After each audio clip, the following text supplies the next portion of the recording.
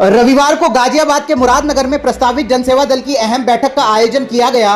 बैठक में पार्टी को मजबूती देने के लिए सभी ने एक सुर में एकजुट होकर आगे की रणनीति बनाते हुए 2027 तक सत्ता में हिस्सेदारी का संकल्प लिया। बैठक में दूर दराज से पहुंचे स्वजातीय बंधुओं ने समर्थन के साथ राष्ट्रीय संयोजक विनेश भैया के पावर प्रोजेक्ट को सफल बनाने पर जोर दिया। बैठक के दौरान जनसेवा दल जिंदाबाद, विनेश भैया जिंदाबाद, सैन समाज जिंदाबाद के नारों से कार्यक्रम स्थल गूंज उठा।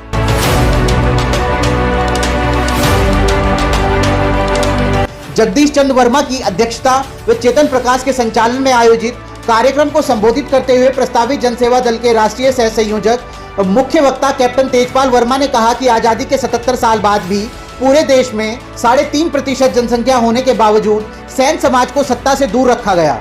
देश की मुख्य पार्टियां तो छोड़िए, क्षेत्रीय पार्टियों ने भी नेतृत्व न देकर सैन समाज के वोट का उपयोग किया। देश की सबसे पुरानी राजनीतिक पार्टी कांग्रेस हो या भाजपा, सभी ने सैन समाज को सामाजिक, आर्थिक एवं शैक्षणिक विकास से दूर रखा। तमाम पार्टियों में सैन समाज के लोग पदाधिकारी हैं। वे पूरी निष्ठा के साथ इन राजनीतिक दलों की सेवा तो कर रहे हैं, लेकिन सांसद, विधायक, मंत्री आज तक नहीं बन पाए। इसी पीड़ा को महसूस करते हुए विधान केसरी के संपादक विनेश भैया ने जनसेवा दल का गठन किया, ताकि वर्षों से उत्पीड़न झेलती आ रही सैन समाज सहित अति पिछड़ी जातियों को उनका अधिकार दिलाया जा सके।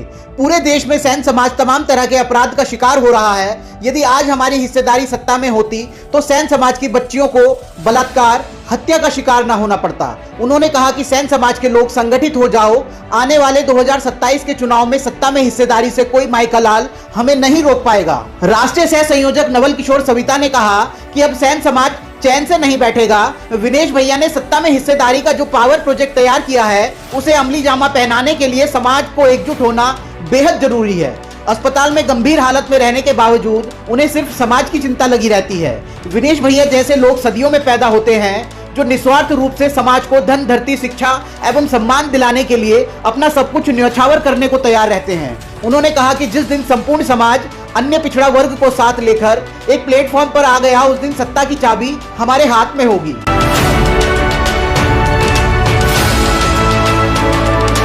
राष्ट्रीय कोषाध्यक्ष संजीव ठाकुर ने कहा कि सत्ता में हिस्सेदारी के बिना समाज का उत्थान संभव नहीं है। सत्ता पाने के लिए समाज को एकजुट होना ही होगा। साथ ही अति पिछड़ी जातियों को साथ लेकर जनसेवा दल की नींव को मजबूत करना हम सबकी नैतिक जिम्मेदारी है। आजादी के बाद से अब तक हर पार्टी ने हमारे समाज का वोट तो लिया, लेकिन सरकार में हिस्सेदारी शून्य रही।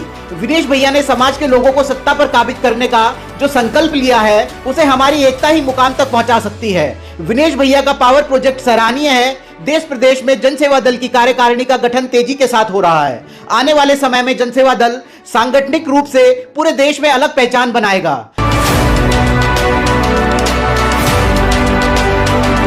पश्चिमी उत्तर प्रदेश के संयोजक विशिष्ट अतिथि भोलाराम सविता ने कहा कि हमारी राष्ट्रीय संयोजक विनेश भैया ने समाज हित में जो बीड़ा उठाया है, उसे हम सबको साथ मिलकर कंधे से कंधा मिलाकर पूरा करना है। हमारी नैतिक जिम्मेदारी बन जाती है कि हम सभी संगठनों को छोड़कर जनसेवा दल को मजबूत करने का काम करें। उन्होंने कहा कि सत्ता में हमारा व्यक्तिगत सम्मान तो हो सकता है, लेकिन जातीय व सामाजिक सम्मान किसी भी पार्टी या सरकार ने सैन समाज को देने का काम नहीं किया। इसलिए जनसेवा दल का गठन किया गया है, ताकि समाज को दिशा और दशा देने में आसानी होगी।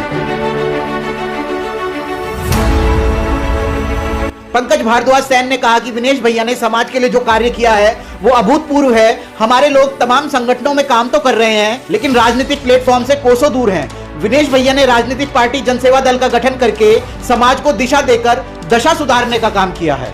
अब वो दिन दूर नहीं जब हमारे समाज के सांसद, विधायक तो होंगे ही, जिला पंचायत, नगर पालिका अध्यक्ष, बोर्ड के अध्यक्ष भी बहुतायत में होंगे।